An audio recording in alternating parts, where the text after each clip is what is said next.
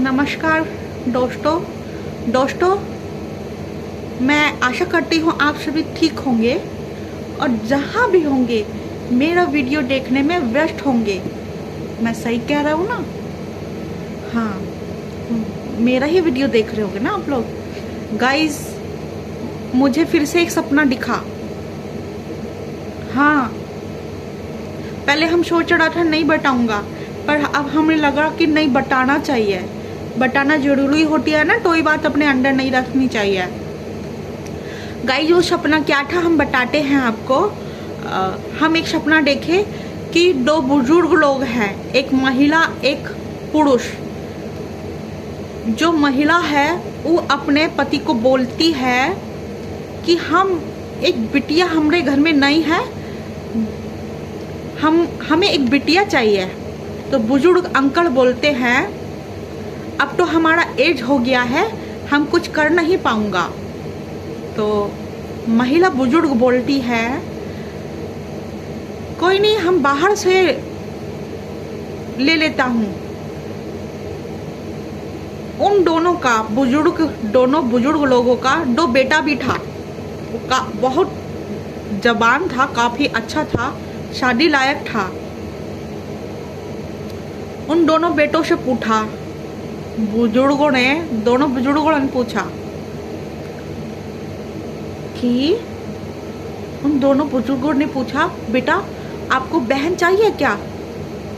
उन्होंने बोला इस उम्र में कैसे करेंगे आप? उन्होंने बोला ना हम नहीं करेंगे, हम बाहर से उठाएंगे, बाहर से लेकर आएंगे। उन्होंने बोला ठीक है। बेटों ने बोला ठीक है, आप लेकर आइए। तो जो बुजुर्ग महिला वो अपने मायके गई और वहां से अपने भाई की एक छोटी बेटी, 4 साल की बेटी को उठा करके ले आई। मतलब ले आई घर पे ले आई। वो उसको अच्छे से पालने लगे, बहुत अच्छे से स्कूल में एडमिशन कराया, सब कुछ कराया।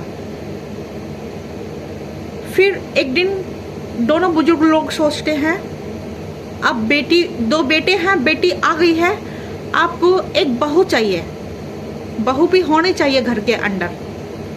ठीक, वो बहू ले आए, शादी हो गई, अच्छे से शादी हुआ, बहू बड़ी अच्छा आया, बहुत अच्छा बहू आया। फिर उस बच्ची को जब बहू आ गया घर में, अब उनका परिवार पूरा हो गया, संपन्न हो गया। बुजुर्गों ने बहुत अच्छा संपत्ति था बुजुर्ग लोगों, मतलब घर वालों के पास, पर इतना नहीं था, बहुत थोड़ा था। बुजुर्ग टीचर था, टीचर जो बच्चों को, कीचड़ नहीं बोल रहा हूं मैं, उल्टा नहीं सुना करो। टीचर टीचर जो बच्चों को पढ़ाता है। हाँ, मैंने कीचड़ नहीं बोला, टीचर। ठीक, हाँ, टीचर, बुजुर्ग टीचर था। अब बहू आती है घर पर, बहू वाईटी यूट्यूब पर वीडियोज बनाकर डालती है और वीडियोज वायरल हो जाता है। फिर उन लोगों ने यूट्यूब को बाय प्रोफेशनल अपना वर्क घोषित कर दिया। उन सब का प्रोफेशन वही बन गया। अब उनके पास पैसा आने लगा, वाईटी से डॉलर्स आने लगे।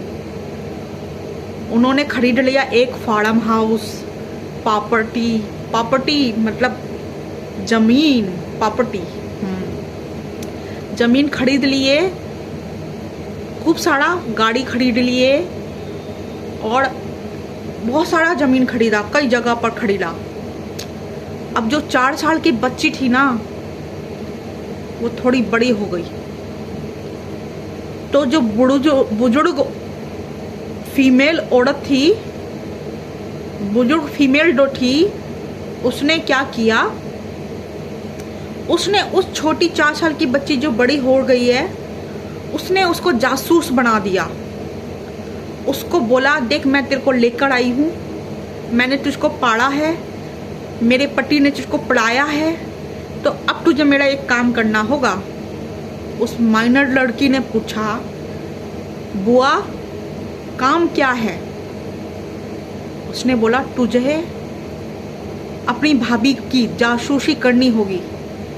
उसने बोला अच्छा ऐसा क्यों? महिला बोली सवाल नहीं पूछने का मुझसे, जो कहा वो कर। उसने बोला ठीक है। अब वो लड़की जो बहू आई थी घर में, उससे बहुत घुल मिल के रहने लगा, बहुत ज़्यादा प्यार दिखावा करने लगा, बहुत प्यार का दिखावा किया। अपनी बुआ फूफा से बात ही नहीं करता था ज़्यादा, कभी कभार कर लिया गलती से। वो अपने भाभी से ही ज़्यादा अटैच दिखता था। अब वीडियोस बनता था तो उसमें भी बहुत अच्छा एक दूसरे का कोजी कोजी दिखता था, बहुत एक दूसरे के अंदर बहुत प्रेम दिखता था। ऑडियंस को भी बहुत प्रेम दिखता था। फिर क्या हुआ, एक दिन उनका जो बड़ा बेटा है उनका साथ ट्रेजेडी हुआ गया। जब उनका साथ ट्रेजेडी हुआ, हम सपने में बहुत रोया, बहुत ज़्यादा रोया। हम सपने में ही रोया, हमें अच्छा नहीं लगा। छोटी सी बच्ची को उसका पति छोड़ के चला गया। वो बहुत कम उम्र की थी लड़की, बहुत अच्छी बहू थी। अब वो चला गया तो बुजुर्ग मेल फीमेल ने क्या किया, छोटे बेटे के साथ उसकी शादी फिक्स कर दी।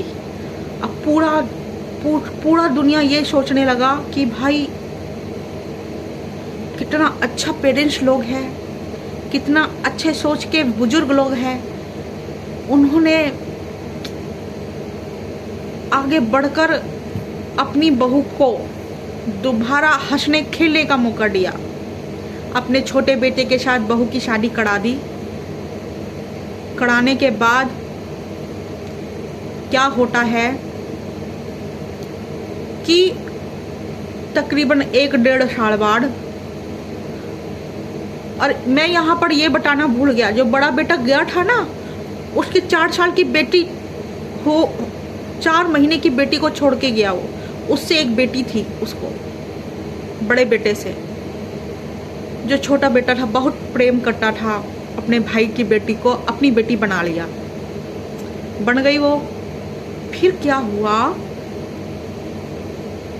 अचानक से वो छोटा बेटा भी चला गया। छोटा बेटा चला गया। फिर क्या हुआ, अब उस घर में माहौल एकदम बदल गया, बिल्कुल बदल गया। जो हंसने खेलने वाला था परिवार, वो लड़ाई झगड़े वाला बन गया। फिर वो जो माइनर लड़की जिसको लेकर आए थे 4 साल की बच्ची को, वो और बड़ी हो चुकी थी, लेकिन वो जासूस किसकी थी, खबड़ी किसकी थी, वो अपनी बुआ फूफा है ना, बुजुर्ग महिला की जासूस थी। बहू सोचती थी मेरी बेस्ट फ्रेंड है, बहू सोचती थी मेरी छोटी बहन है, लेकिन उसे पता नहीं था ये जासूस है। इसको हायर किया गया है सास के द्वारा, बुजुर्ग महिला के द्वारा, बहू की जासूसी के लिए। अब आगे चलते हैं। जब छोटा बेटा भी बेचारा चला गया, फिर सपने में हम फिर रोया, फिर बहुत रोया सपने में। फिर हमारा सपना आगे बढ़ा, आगे बढ़ा, बड़ा। फिर एक दिन क्या होता है, पता चलता है किसको, एक जेडी नाम का पेट था उन लोगों के पास। जेरी नाम का पेट था। उसको सब मालूम चल गया कि ये सब हो किस लिए रहा है, कौन कर रहा है ये सब। एक के बाद एक घर का सदस्य राम जी को प्यारा कैसे हो रहा है। वो जो छोटी 4 साल की बच्ची आई थी, वो उसकी असलियत पहचान चुका था। जड़ी, हाँ जड़ी। उसने क्या किया, वो ऐसे करके बऊ करके उसकी असलियत बताने लगा सबको। अब वो असलियत क्या थी,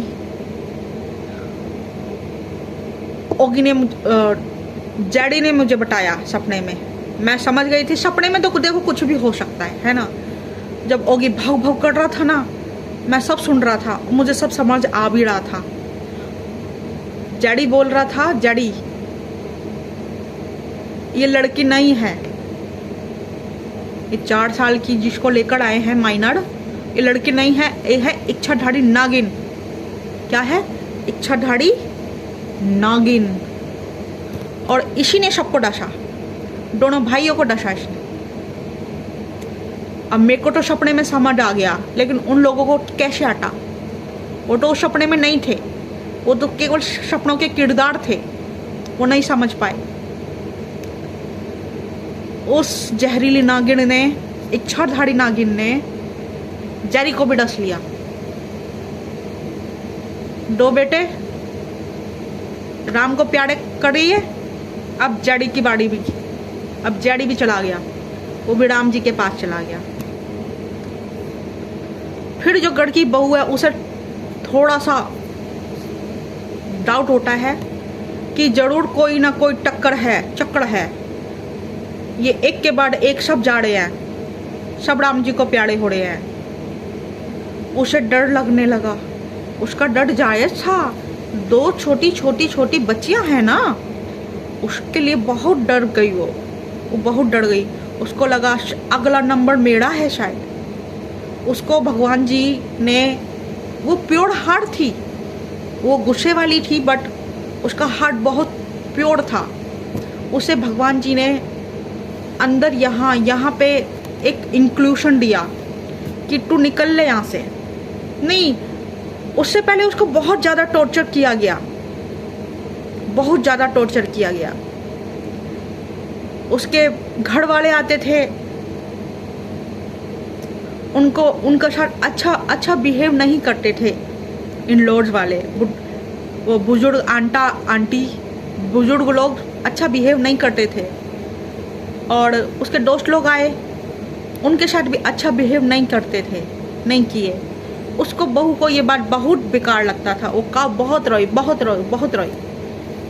हमें भी बहुत रोना आया सपने में, हम भी बहुत रोए। फिर एक दिन उसको लगा, ये आभास हुआ कि ये लोग चाहते हैं मैं यहाँ ना रहूं। तो जो इच्छाधारी नागिन है, इच्छाधारी ने एक प्लान बनाया। इच्छाधारी नागिन ने एक प्लान बनाया, अपनी भाभी को बोला, भाभी आपकी जान को खतरा हो सकता है। वो सब लोग चले गए और मुझे लग रहा है अब अगला नंबर आपका है। अब वो 3 लोगों को तो डस चुकी थी, पर वो अब चौथे को डसते हुए डर रही थी। वो डर क्यों रही थी? उसको लगा मेरा भेद ना खुल जाए, लोग सोचेंगे कि इसी घर में सब राम जी को प्यारे क्यों हो रहे हैं, तो इससे मेरा भेद खुल सकता है। उसने प्लान बनाया, यहाँ मैं राजनीति खेलेगी, यहाँ मैं जहर से काम नहीं लेगी, मैं यहाँ किसी को डसेगी नहीं, यहाँ मैं राजनीति और भी षड्यंत्र का इस्तेमाल करेगी। उसने षड्यंत्र का इस्तेमाल किया। षड्यंत्र का इस्तेमाल कैसे किया? भाभी को बोला, जो बहुत भोली भाभी थी, उसको बोला, भाभी मुझे लगता है आपकी जान को खतरा है इस घर के अंदर। देखो सब जा रहे हैं, मुझे लगता है आपको अपनी बच्चियों को और खुद को बचाना चाहिए, और मैं भी यहाँ से चली जाऊँगी। मुझे भी डर लगता है बहुत ज़्यादा। मैं भी जा रहा हूँ, मैं अपने गांव चला जाता हूँ, आप अपने घर चले जाओ अगर जान प्यारी है। बहू उसके ऊपर बहुत भरोसा करती थी, बहुत प्रेम करती थी उससे, अपने बच्चे की तरह रखा था उसको हमेशा से। बहू को भी लगा सही कह रही है ये मेरा भला सोचती है। बहू ने वहाँ से जाने का डिसाइड कर लिया। घर वालों ने रोका भी नहीं, है ना, घर वालों ने नहीं रोका। फिर जब वो चले गए, वो भी चले गए। फिर एक दूसरे से वो फोन पे बात करता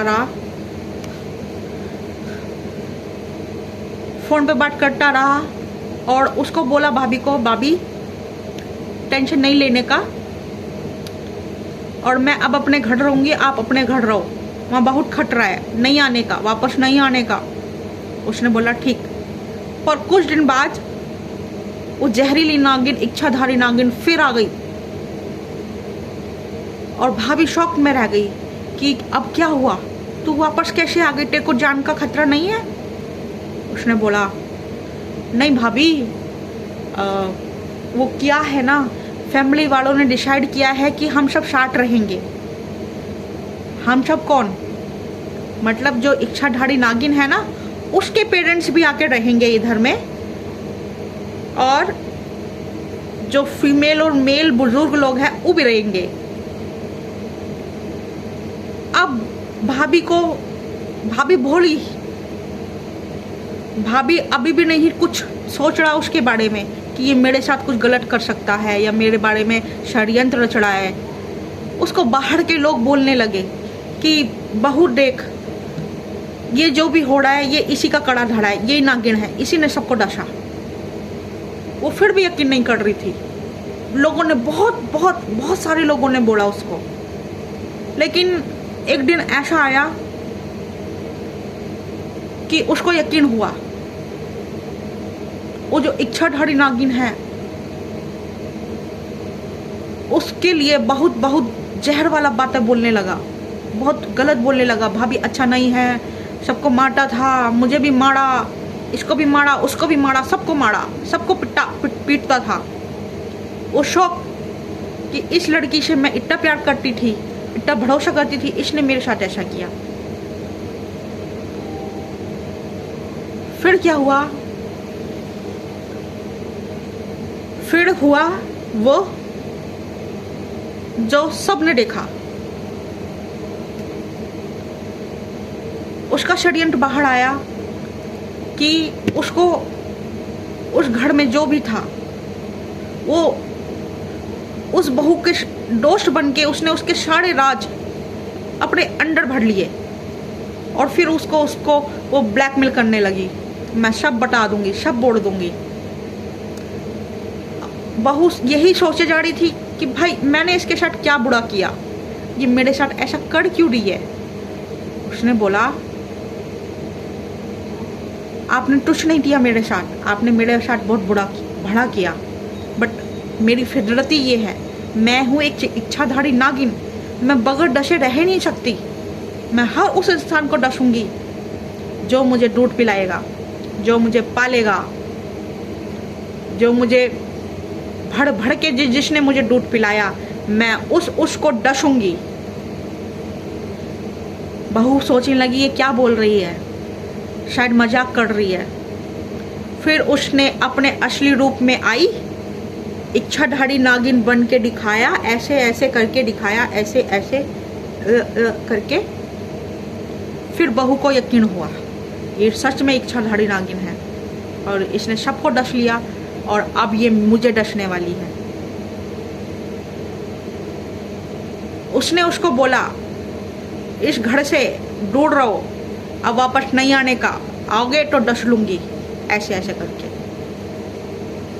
वो डर गई, अपनी छोटी बच्चियों के कारण डर गई।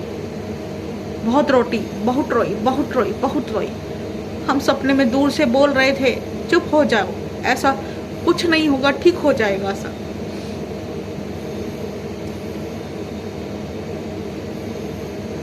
फिर उसको क्या हुआ, एक दिन